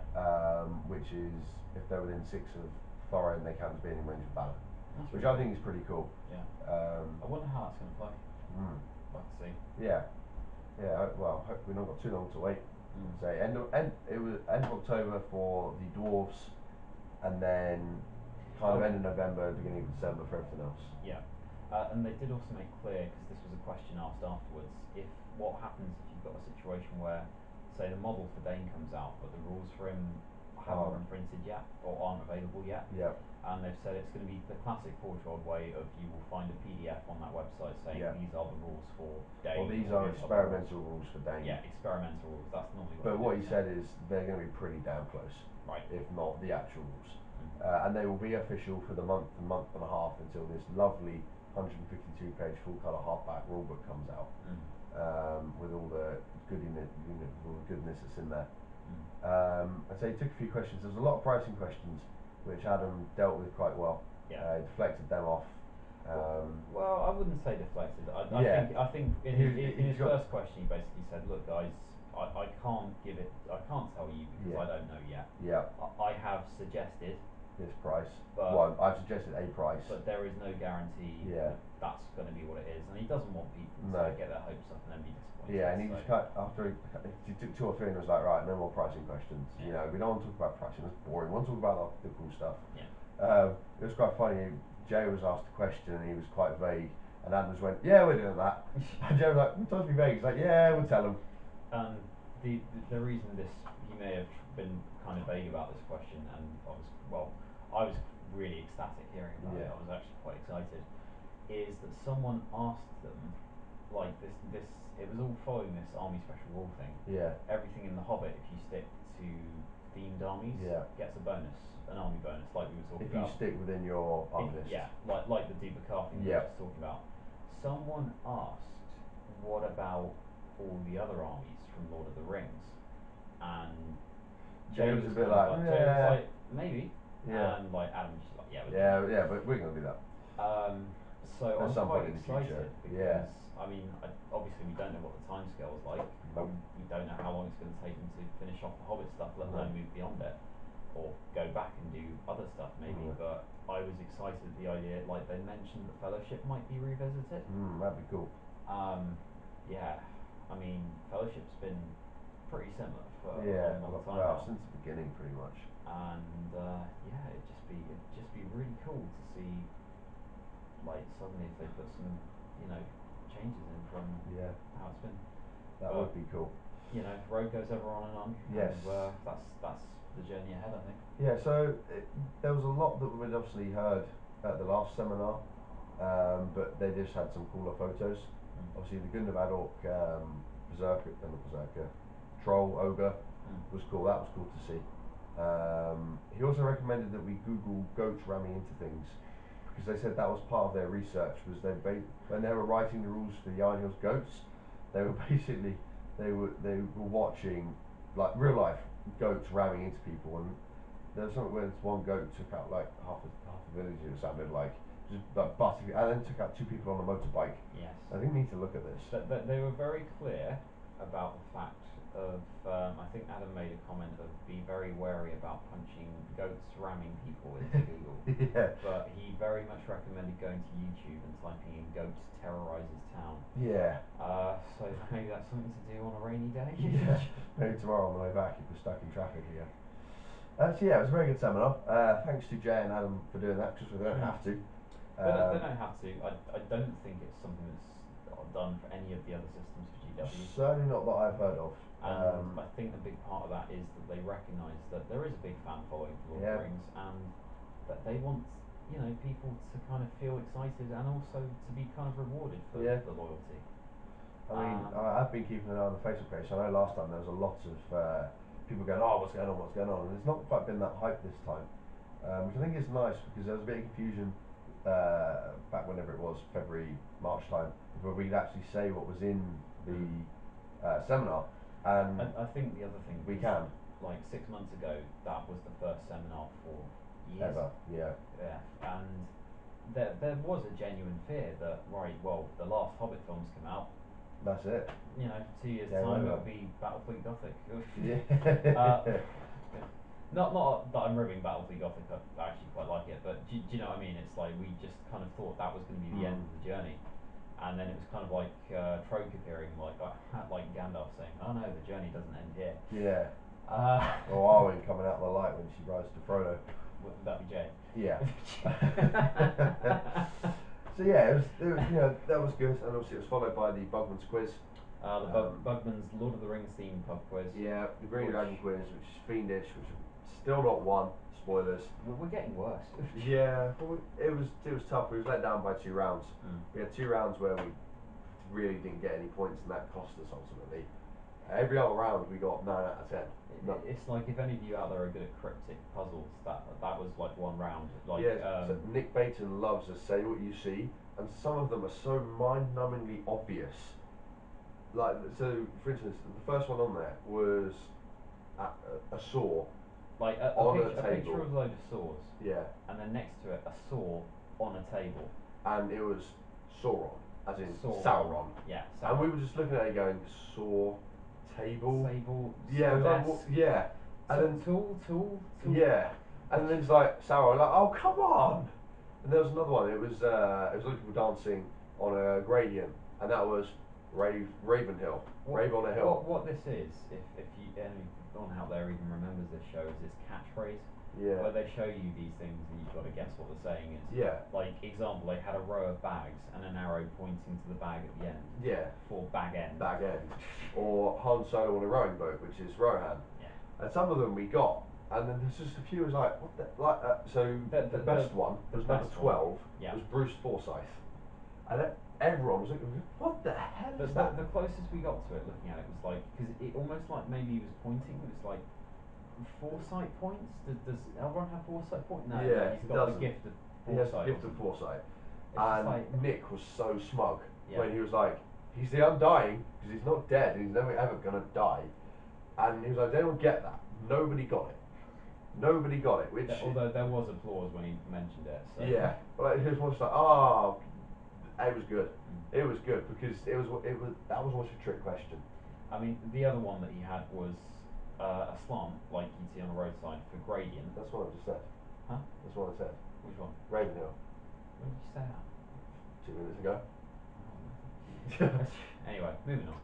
Yeah, that one was good. There was another one which was 3 M&Ms. So, not actual chocolate M&Ms. So M&M the rapper, whose real name is Marshall Mathers, and one of them was. The last one with the arrow pointing to it was blacked out, dark. And we were like, do I let her in the dark? Because there's 3 of them. And actually, it was the Dark Marshal, which I should have got when I even told Mako, who was on our team, that's Marshall Mathers, but it just didn't twig. There were a few like that. Yeah. So we had 2 bad rounds, which ultimately cost us. Victory. Yeah, we did really well. Like, we got all the stat lines. There was all the stat lines. We got all the. There's also a round where it was which warband costs more. And they put up so you've got Forlong leading 8 Laxmen of Losnak, or 1 with a banner. You know, Ander leading however many Easterlings with shields, and you sit there. It's basically mathematics, but also having to remember what each of these things cost in the game without the source books. That's all I do. Between me and Larry, we got all of them right, which I was incredibly pleased about, and also slightly scared. The only one that gave me trouble was there was a Sharkian worm and 12 ruffians versus someone else, Knight of the White Tower, and 6 Silver Guard with spear, and I could not remember how many points ruffians were. I thought they were 4. And in the end we went with 4, and there was a 1 point difference between it, and the Knight of the White Tower who we put down was the more expensive point. They were 109, Shark was 108. That's the other thing, it wasn't like, you know, one's 200 points, one's 50. These were like within 2 or 3 points. Yeah, it was plus or minus 10 points for each of them. So I was quite pleased we got that. We got all the quotes. There was a quote round, who said this. With a surprising amount of arguments, actually. Yeah. About what to put down for someone. Well, not arguments, but discussions. Yeah. There was a guess the model round, but that was easy. Oh, and they also did a family fortune star round. Yeah, that's throughout the day. Nick had been going around getting his random sample of people, like 20 wargamers, and asking them a random question. And there were 6 different questions. He only ever asked one person a question. Yeah. Like for instance, earlier today he asked me what's my favourite Lord of the Rings film. I had to think about it for a moment and just had to go Fellowship. Yeah. I don't know why, but as I've been getting older, more often than not, I come back to that one to watch. Yeah. He'd asked me what my favourite scenario was, which I'd said Lord's Battle, just because I love smashing stuff. And also, I thought it was something to do with like the games. It's like, we don't play Lord's Battle. That's my favourite one. And so it became this thing of like, he he put these questions up. It's like, right, so which was the most popular? Which had the most votes? Yeah, and it's like, not what's your most popular. What do you think the people have won? Well, because it wasn't just the people he asked wasn't limited to the event attendees. He would just ask the staff or people milling around Warhammer Worlds. People like serving in Bugman's. Yeah, the Bugman staff, like people playing 40k. Basically anyone who would answer him, he got an answer from. And there's some quite interesting answers. We won't go through them now. It's getting late, but anyway. Well, just as a couple of quick highlights. So one question was, what is the favourite model from the Defenders of Rohan set? Oh yeah. And basically the answer to that was Gimri. Yeah, Gimri's awesome. He's the best pose. This is how he's standing there with his axe. He's so badass. And the other thing I quite liked was that question that I answered earlier today. What is the favourite? What is the top Lord of the Rings film? No votes for. There's one vote for Unexpected Journey. Yeah. The other Hobbit movies didn't get any.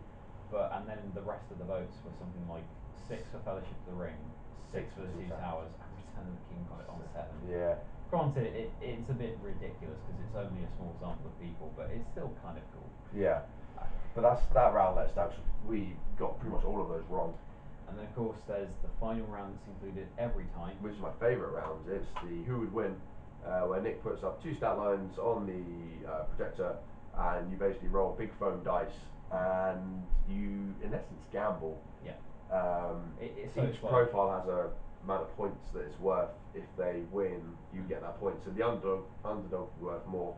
So for instance, the first one is Bilbo Baggins versus Gollum. Yeah. Bilbo's the underdog, he's worth 2 points. Gollum is expected to win, he's worth 1 point. So if Gollum wins, you get 1 point, that's your score. Yeah, so it's kind of like you've got to decide whether you're going to go for the guy who's going to win the fight, or most likely to win the fight, or whether you're going to take a risk, hope that the other guy gets lucky, and then get more pub quiz points like that. And I think the favourite one every time, it was Bilbo versus Gollum. Gollum got in 1, didn't he? It was then Tariel versus Yasneg. Damien jumped forward for Tariel and I don't think Yasneg even rolled the dice. Damien just went 6 and then 555 and Yasneg was dead. Yeah, one round. Because you don't have all the special rules and there's no fate. So you had to go for the one that had the higher fight value because they give mighty to a 6. And then the last one, quite fittingly, was Bulb versus Golb. Golb had 4 attacks, but everyone went for Bulb because Bulb had the higher fight. He had 3 attacks. Golb only had 2 wounds. So I think the important thing was we looked at it and it's like, well, they could each kill each other in 1 round. So it's whoever wins the round. Yeah. And it took Bulb 2 swings. Yeah. But yeah, he won that, and then they kicked us out because it was 10 o'clock. And then we came back here, and it's now 12:30. So yeah, that's been day 1. Yeah. Cracking day. Sorry we kind of skipped through the last half, but so we're pretty tough. My voice is going. Yeah. It's going to hurt in the morning, and obviously the camera is running out of battery again. But it's been a good day. Yeah. Really enjoyed it. Bought loads of swag. Yes. Still tempted to go back and buy more tomorrow. Might need my head seeing too. Yeah. So yeah, we got 2 more games tomorrow. I can't remember what they are off the top of my head. I don't know what time we've got to be at Warhammer World. 9:30, I think. I think Nick said 9:30. I'll have a look in the morning while you're asleep. So yeah, that's pretty much it for day 1. Obviously tomorrow we'll probably come in, pop back in the morning, say hello. You'll probably see the camera sliding across Sam's car. Yeah, and then I guess it'll be after the award ceremony before we see you. But yeah, we'll try and pop in it as and when we can. Maybe we'll try and grab someone in the car park or Warhammer World. Find Macklin or Damien or someone like that. Yeah. So yeah, we'll see you guys in the morning. Yeah. Quite fancy a McDonald's. I'm pretty full now, but if you want to